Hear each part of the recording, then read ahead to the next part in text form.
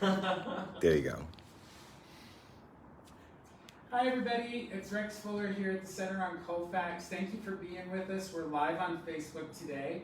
We're having our Queer Author Expo down here at the center, and we got some great authors exhibiting, so we hope you'll come stop by the center at Colfax and Lafayette and maybe pick up a good read or visit with an author. Thanks to our friends at Denver Public Library, Lighthouse Writers, and OFC Magazine. And thanks to one of our first speaker today. This is exciting because we're actually doing things in person. The first question that David had for me this morning is there a Zoom link? And it's actually, no, we're actually going to meet in person with people. We're vaccinated and we're being careful over here. So David is here to present a workshop for us about LGBTQ storytelling and how to use that in your writing to enhance what you're doing and to get creative. David is a historian, as an educator, as well as founder of the Colorado LGBTQ History Project here at the center. And we are so thrilled to hear about your work and how it's been used to inspire writers and artists as we're moving forward. So thanks for being here, David. Thank you, I appreciate it. Or to frighten folks. Well, hello, virtual world. I've never done one of these before, so this is gonna feel a little bit like the first date. Today's talk is gonna talk about using oral history method and writing method and how that can be beneficial in creating characters and creating detail from primary sources like oral history interviews. I'm going to give folks an opportunity to look at one of our oral histories in particular and use that as an exercise to flesh out historical detail for mid-century bars in Denver in between 1954 and 1965. So a little bit about me. My name is David Duffield. Of course, thank you for the intro, Rex. I appreciate it. I'm the founder of the Colorado LGBTQ History Project. Perfect. The History Project is a program here at the Center on Colfax. It was founded in 2014-2015. We focus on 4 core areas: oral history, document archiving, education, and networking. To date, we've done about 106 oral histories. We've tripled the amount of archival space for LGBTQ-related documents at Denver Public Library to about 30 collections we've added to the original 26 that were there. We've done 6 exhibits now. It's weird, it's just too many. We've done at least 24 to 36 presentations around Colorado talking about LGBTQ history. I'm organizing a committee in Boulder next year to do history work there, and we continue to do a lot of amazing and cool things. So we're going to focus today on one of the more central parts of the history project, which is oral history. Oral history is someone sitting like Rex and I are sitting, talking about their life in their own words. And there's a very distinct process located in that field of study from the Oral History Association of America. The steps are basically to gather the person's background, to get an informed consent, to build a timeline, a biodata sheet of the person, and then set out storytelling time in increments of about 1 to 2 hours per session, focusing on a very specific period of time. Within that period of time, you focus on turning points in someone's life. So, for example, when a kid is turning 13 or 14, or when someone was 15 or 16, we ask them, okay, so how did you feel at that moment? And they do a long reflective process about how they felt at that particular moment, not unlike a monologue or a character reflecting on their own life. But within that character space and that description of their life comes a lot of interesting detail that you look for the world around it. Each session lasts anywhere from 2 to 4 hours, as I said, and they last for multiple sessions. I've had one oral history last up to 8 hours for an octogenarian who served during World War, during the Korean War. So we're going to focus in this workshop on a couple of different methods, how artists in particular have used historical inquiry and history to create art for their different exhibits. And then we're going to focus on how one can turn the historical detail into character details, and then one can work on creating characters based on a piece of work I'm creating with a friend of mine about queer history in Denver that we write on the weekends for fun. So the first example we're going to talk about is an exhibit done last year called Queen City of the Plains, done by Brendan Picker-Mahoney, who was a public art admin for Denver County, and 5 artists. It was the first exhibit of its kind in Denver County to focus on LGBTQ history. But the method was very, very unique. What we did was we partnered with these local 5 artists, and each person took a period of time. We divided the exhibit into 6 different pieces, one focusing on the late 19th century, the early 20th, World War II, Vietnam, and then up through the 2000s. And each artist, in their own distinctive style, took one piece of that story and molded it into their own pieces of art. The exhibit was up right at the time of COVID, so it didn't get, in my personal opinion, the credibility that, or the widespread attention that it necessarily could have. But there was so much intricate art based in this that it was really an honor to work on it. But essentially, each artist in their process learned about the history. They created a outline of the stories that they wanted to tell, and then they built their art around it. Some artists had giant pieces of woven work, original pieces of quilting. Some created little pieces of glass artwork that had stories specific to a particular period of time of gay cowboys. Another artist named Adrienne Norris created pieces from her Women Behaving Badly series about women during World War II, and other artists did various different things. So based on this story, there's an emergent process that we use to engage with artists, which is to teach them the history, have them work to create stories that they want to learn more about, and then from those stories to create artwork based on that. And that can be done with literature as well. In 2019, Adrienne Norris and Rex Fuller and I partnered to create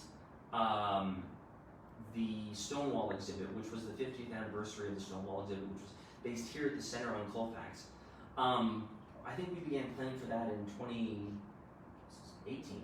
Probably, yeah. Yeah.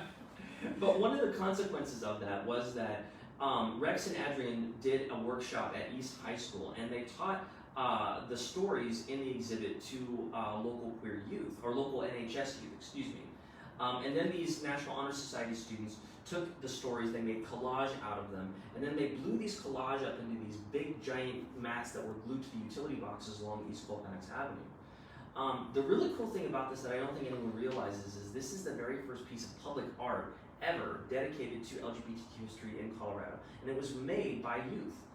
The nice part about that is it's kind of revolutionary, because when you think about those acts of the artist being the storyteller and the artist being the activist, there's no better way to draw attention to a story than through art. It has all these positive beneficial effects like drawing people together and creating a positive social environment. The art pieces are up here. You can see one example. This was by I think Teddy at East High School, who was the class of 2020 or 2019. He was probably a senior at that point. Anyway, this is a collage they did of the Lavender Scare in the 1950s. And this was one of 13, I think, right? Mm-hmm. They decayed, like all art does on Colfax Avenue, but it was really interesting to see the different pieces of artwork dedicated to it. But the process for the artists and for the students was the same.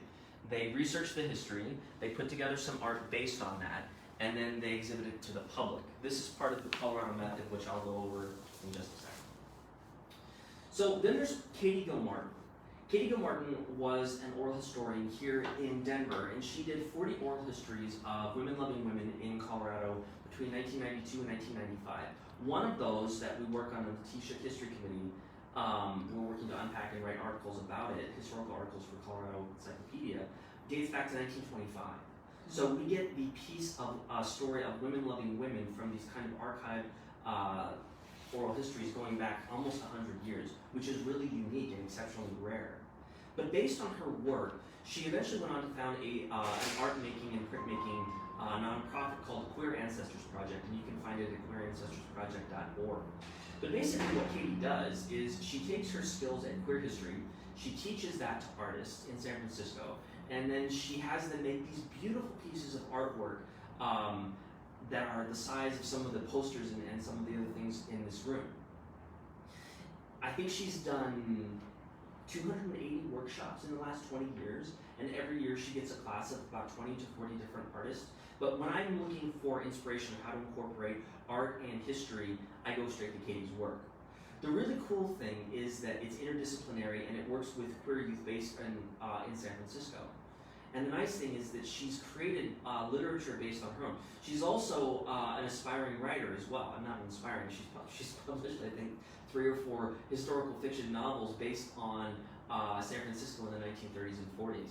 So it's really interesting how historians can turn into writers and how we can take our plethora of knowledge and turn that into historical detail and flesh it out. But for writers who are trained in the field and the craft, this process that we're going to go through is really beneficial.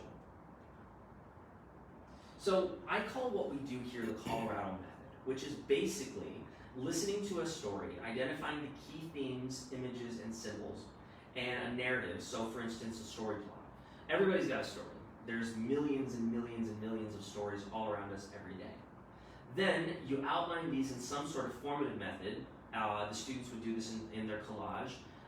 Katie did this in her workshops, and then the artists did this when they did the sketch art for their initial pieces in the Queen City exhibit last year. And then they finalize, the next step is to finalize the art through some sort of art making process.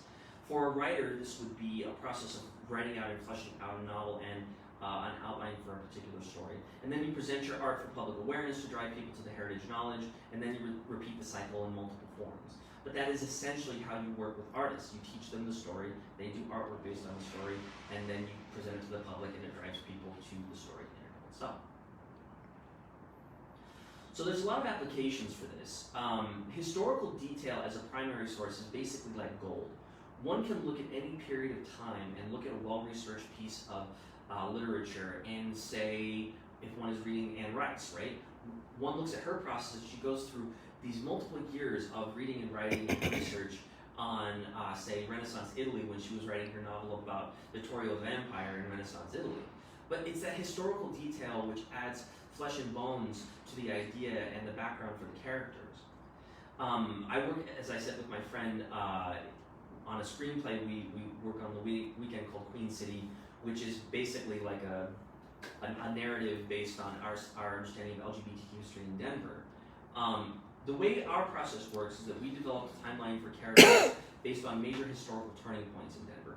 So in 1967, when the Ku Klux Klan went to the University of Denver and burned crosses on the DU campus, one of our characters named Ollie is based there and he witnesses that. And so his life and the episode, whatever that is, turns out to be based around historical events like that. And Denver's history is so rich and so underdiscovered, and its queer history in particular so wealthy and so full of these interesting events, that it's really just this profound place for us to spin our fiction and to get together and talk about the things that we love about it. Once we're done developing a timeline for the character, based upon these major historical events, we usually base it in a national and then a local and then a queer history time frame. And then we create the character's backstory based on a certain set of principles. The character I'm going to teach us about today is named Francesca, and she's a trans Latina woman who grows up here in Southwest Denver. We based her story on primary source accounts and histories of Denver from the 1940s to the 1990s, and we place her character development as she transitions in the context of trans history in Denver, her interaction in the Latina community, and her interaction in a beauty parlor, because that was one of the few known safe spaces for people to present their gender differently beyond the bars and certain kinds of drag settings. But it's such a profound transition for her, and the historical detail is so rich that we can look at any point in any year and say where that character is living and what they're doing. The creation of the character backstory then transitions us into a filling out of the location detail, and then writing the different narratives and the different arcs of the character per episode over a long period of time. And we've been at this for 2 years. So for fiction that we never necessarily plan to publish, it's really beautiful for us to have access to that sort of information. So let me introduce you to Francesca. Francesca is a transgender character. She is Latina. She was born in Southwest Denver sometime after World War II. So in terms of our process, what we did was we researched Denver history between that time. We found major turning points. Denver after World War II was just full of people like it is today coming to the city. the population doubled within just about 10 years, and there was a housing boom, but also a housing shortage. At the same time, there was a skyrocketing amount of prices, so the suburbs began to develop. Denver's housing boom eventually led to pushes for desegregation because African Americans were concentrated in neighborhoods like Five Points. The population of Five Points went from something like 30,000 to over 100,000 within just about a 20-year time span. At the same time, you have black activists fighting for community policing with the Denver Black Panthers between 1963 and 1969, the creation of the Chicano Rights Movement, and this background for police, in some cases police brutality, police corruption, the election of the first Latino mayor, of which queer people have a hand in 1983, Federico Pena, makes an excellent arc for this particular character. And as we were talking about her story, we realized that there was a plethora of information to just look at how she would interact with these kind of big backdrops. As far as Denver's LGBTQ history, there's a lot of stuff that's not known. But basically, Denver's LGBTQ history begins with a cluster of bars around 17th and Broadway. And it becomes this demi-monde after World War II.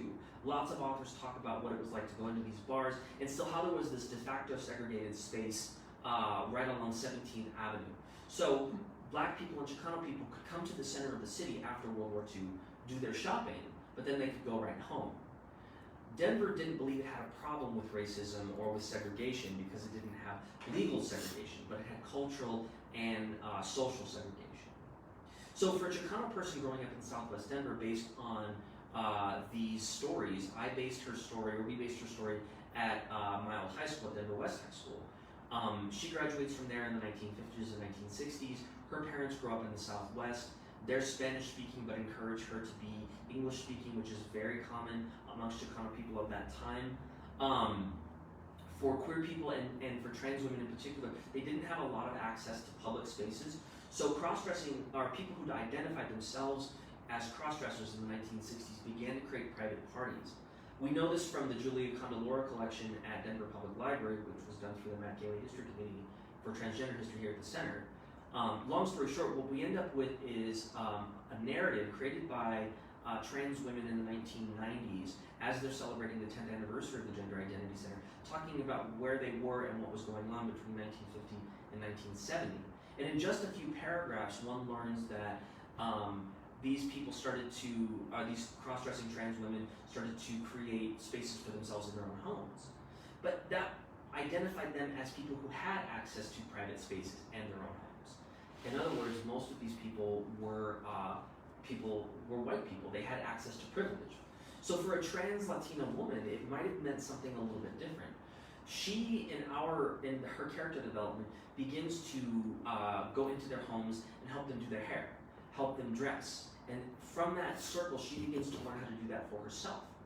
We know that from the stories of trans women who grew up in other parts of the country, one of the few ways that they could create spaces for themselves was to engage in beauty parlors and places of gender illusion like drag shows. And drag was actually banned in Denver in the 1960s. There was Scotty Carlisle's oral history, who we'll talk about in just a few minutes, was part of a rebellious drag troupe in Denver in the 1960s and late 1950s. And what they did was they went into the mountains, and with the help of their friend named Dick Reese, they brought drag back to Denver and created a bar called the Gilded Cage, which was on the present-day Auraria campus near 13th and Lawrence. So because that's such a central location, and it's right next to Chicano community, we figured it would be a good opportunity for her to be able to walk from where she lived in Southwest Denver, probably somewhere near West High School, to the bar, to her shop, and then up to 5 Points where her friend had a beauty parlor. So the arc of her character became from 1955 to 1965, interacting with this community over time. And we were able to take oral histories, and we were able to take primary sources and flesh out details from her life based on that, just in the character outline and story arc. Within just a few years, we see Francesca start to become involved with Latina and with Chicano rights. She becomes a big supporter of Escuela Tlatelolco, which closed unfortunately just a few years ago, But from the Crusade for Justice in the 1960s and 1970s, it enabled Chicano people to engage in a kind of political mass mobilization for the first time in Denver's history, and achieve some really remarkable things, not just electing the first Chicano mayor, but creating legacy and equal access for Chicano people in city government and in schools and representation in many different forms. But perhaps most notably, creating visibility politically and creating a platform for Chicano people to continue to have a voice going forward. For Francesca, she ends up interacting with this Crusade for Justice in a kind of tangential way. Because she's Latina, she can't present as a trans woman necessarily in that regard, but she develops friendships with other women, particularly the daughter of Corky Gonzalez, and ends up becoming a feminist. Over time, she develops her own business and she becomes a supporter of multiple institutions around town, particularly the Gender Identity Center. So we're basing the actions of this character on what people did at the time, and what other characters did at the time, and what other businesses and what other people were doing to support certain institutions and in what ways they were acting. So a lot of our primary source descriptions come from oral histories and from the secondary sources we learned about, and the primary sources we learned about people writing them themselves. But the interiors and exteriors of the scenes are borrowed primarily from what people say about the place. So we have very little information about what the early gay bars in Denver looked like, except through the oral histories. So we can take the oral histories, like through Scotty Carlisle's we'll look at in just a few minutes, and we can look at it from the perspective of a queer person traveling in Denver in the 1950s as a young man, and looking at what that was like to be a drag queen. Now, I did Scotty's oral history within, I think, just 2 hours, but I learned so much, I had to go back and listen to it again and again and again. Francesca's story and her scenes for the Gilded Cage are based on descriptions of the gay bars in Denver at that time, one of which is the Pit Tavern, based at 17th and Broadway in the basement of the Drexel Hotel. Now, Scotty was here towards the end of the time of the Pit's lifetime. It was the very first gay bar in Denver in 1939. The crazy thing is that we've discovered what other people have said about the Pit through other oral histories through Katie Gilmartin's work. A lesbian talks about it being the snake pit, referencing penises, and it being kind of a male-only bar. Women-loving women went around the corner. They went to the Ship's Tavern, which was also a place known in the Round Palace, you can go visit it today, for younger gay men to pick up older gay men. Then they would go rent hotel rooms in and around other bars like the Back Door Number 3, of which Scotty Carlisle talks about in his oral history. So what I've done in my literature is to take these historical details and flesh them out through a very kind of concise and methodical process. But when you compare oral history process to character writing process, you discover some very common steps. The oral history process is basically to gather the person's story, get informed consent, build a timeline, bio, data sheet, etc., and then to sketch out what that person's timeline looks like and focus on the turning points. Each session, as I said, covers a certain amount of time. For the character writing process, we establish the character's background and their arc, but we work backward. So we talk about what we want the character to do and who we want the character to be. We give the character some traits. And then we build a timeline of the key events around which the character's narrative flows. And we say, oh, we want our character to witness that.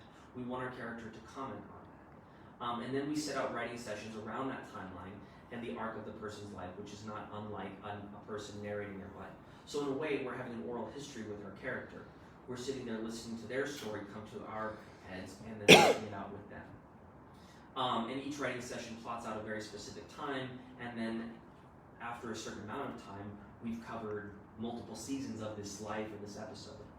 And then eventually what we do is we plug in primary sources and we talk about things that we want to talk about as well. The nice thing about writing from a Denver queer history perspective is that we can actually plug in primary source articles. We say, oh, I remember that article from 1965 in which the Denver Post talks about how horrible the queer community is, or the gay community, and what a menace it is to society. Let's have our character read that, and then we can put in a block quote in the text, and then the character comments on that. So we have some fun ways to interact with the primary sources, as well as the character commentary on it as well.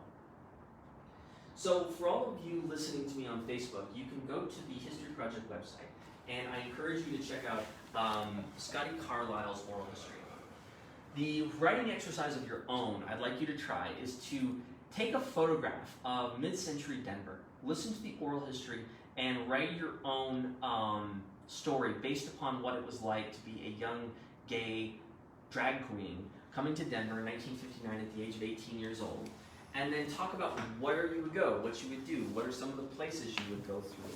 But to work out your own process, which is to work out your own timeline, to talk about the events that you want to talk about, and then flesh out, based on the oral history, some of the different narratives and some of the different historical details that you want to put into your character's life. And in that short story, I think that that's one of the best ways one can use the oral history and the details of the oral history and the oral history process to create literature and fiction on your own. And that's all I have to say. Well, that's wonderful, David. Thank you. So I always say I feel like you have forgotten more about Denver history than I will ever know. I really appreciate you sharing all that detail. So I had a couple questions. Could you share again if someone wants to access these oral histories? Because there's quite a few, right? Yes, there's 106. So is it just going to the center's website? Yeah, one can just go to lgbtqcolorado.org and look for the History Project website. The oral histories are right there. What are some of the other historic resources that you mentioned? I think you mentioned collections at the library or Yeah, some of those places. actually show you. If you'll give me a second. Navigating Fancy technology at work here. technology.